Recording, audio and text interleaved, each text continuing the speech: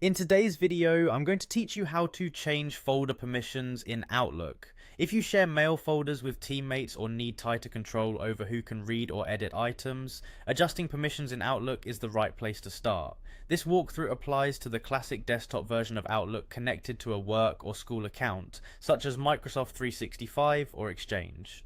If you're using a POP or IMAP account or a simplified app experience, the Permissions tab may not appear.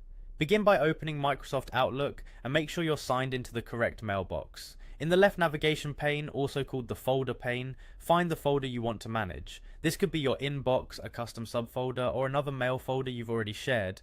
Be certain you've selected the exact folder you intend to change, because permissions are set per folder and don't automatically cascade to others unless you configure each one.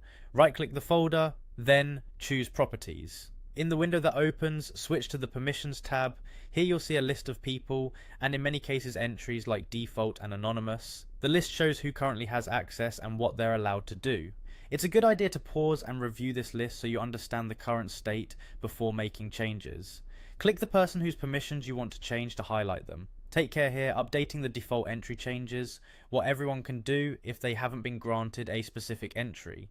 If the person you need isn't listed, you'll have to add them first, which isn't covered in this walkthrough. Next, use the permission level drop down to choose the new level you want to assign. Common choices include Reviewer for read-only access, Editor for read, create and modify rights, and Owner for full control. As you pick a level, notice that the checkboxes below for read, write, delete and other permissions update automatically.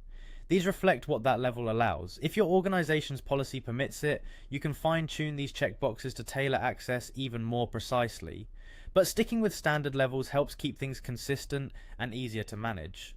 When you're satisfied, click Apply to save the change, then click OK to close the dialog. The update takes effect right away, though the other person may need to refresh their view or restart Outlook before they notice the change. As a best practice, grant only the access that's necessary, avoid giving owner rights unless absolutely required, and keep a brief note of what you changed and why for future reference.